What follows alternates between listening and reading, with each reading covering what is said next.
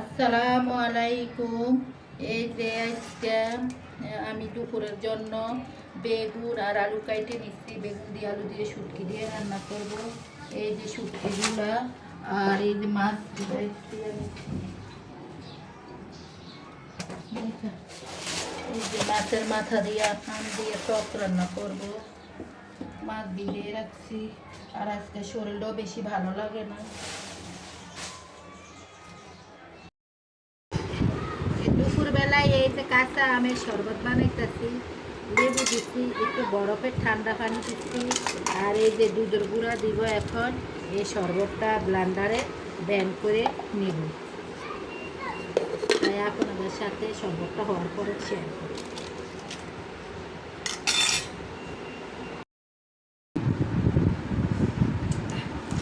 এই যে বাজার থেকে এগুলো আনছে, সাবান আনছে, দুধ আনছে, চাকার দুধ, তারপর চিনি আনছে, লবণ আনছে, গায়ে দেওয়ার সাবান আনছে মেরি, তারপর পেস্ট আনছে, তারপর গুল পাউডার আনছে, এই যে আরও আছে সাবান, এদের মধ্যে এই যে চিনি, তারপরে এই যে আটা আনছে, তারপরে এই যে ধনিয়া পাতা আনছে, শসা আনছে, তারপরে আর কি আনছে দেখি,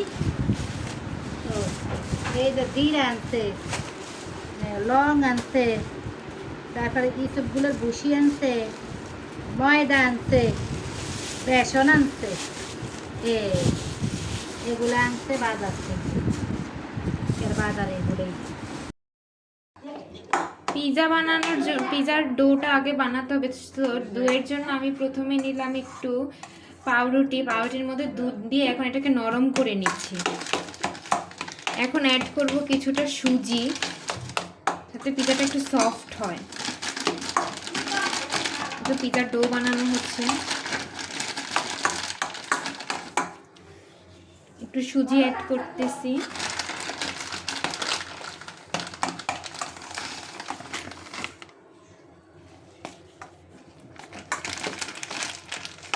তো সুজি দিয়ে এটাকে তারপরে মাখিয়ে নিচ্ছি।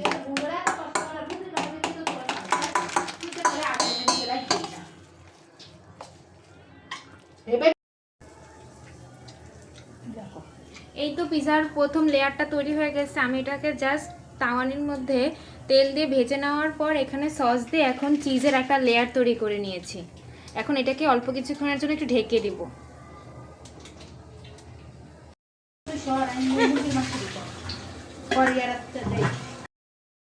এই তো অবশেষে হয়ে গেল আমাদের সেই পিৎজাটা। দেখতে তো অনেক সুন্দর লাগতেছে, জানি না কেমন হবে, মনে হচ্ছে ভালোই হবে। এই তো সেই পিৎজা, এখন কাটার পর আপনাদের সাথে শেয়ার করতেছি। ভালোই লাগতেছে না? এই তো সেই পিৎজা কাটার পর এই অবস্থা, খেয়ে দেখলাম ভালোই হয়েছে।